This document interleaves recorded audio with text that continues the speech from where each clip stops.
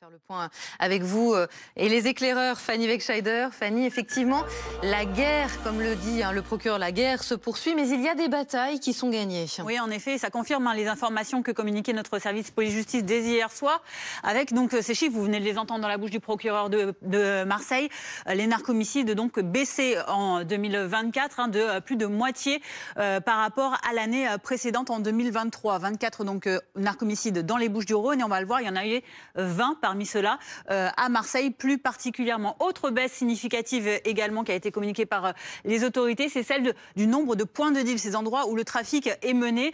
Eh bien, il est de 84 en 2024 à Marseille. C'est 29 de moins que par rapport à l'année précédente en 2023, et c'est même 2 fois moins sur 3 ans. Il y a toujours 6 points de deal environ du côté de la Castellane, cette cité des quartiers nord de Marseille, mais il serait plus sporadique, donc c'est plutôt aussi un bon signe.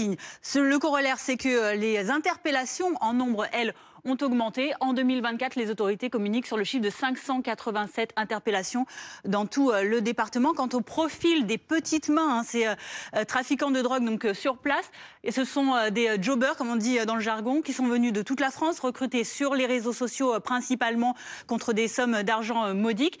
Donc des jeunes, très jeunes, parfois très violents également. Le constat, c'est que 121 mineurs ont été écroués en 2024 dans les Bouches-du-Rhône. Preuve qu'il y a bien des sanctions à ce trafic. Et au total, ce sont 60 enquêtes qui ont été menées, ouvertes en 2024 à Marseille pour homicide volontaire ou tentative d'homicide volontaire.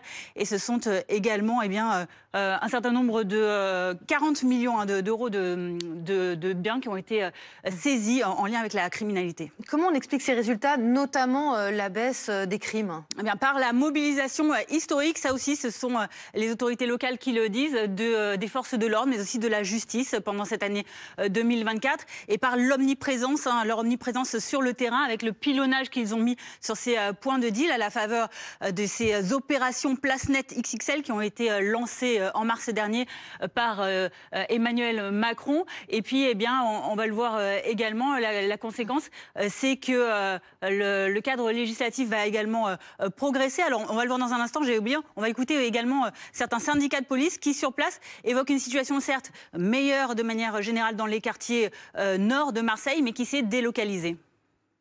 Aujourd'hui, on est toujours gangréné par les trafics de stupes qui se sont déplacés des endroits où nous sommes intervenus. On a beaucoup plus de Uber-shit. Les policiers sont confrontés à longueur de journée au refus d'obtempérer commis par ces Uber-shit qui livrent de la drogue à domicile. Et je disais, le cadre législatif qui va probablement évoluer d'ici les prochains jours, puisqu'une proposition de loi va être examinée prochainement. Merci Fanny, merci à vous de nous avoir suivis. Dans un instant, le Déj Info avec Damien Gourlet. Le live revient demain.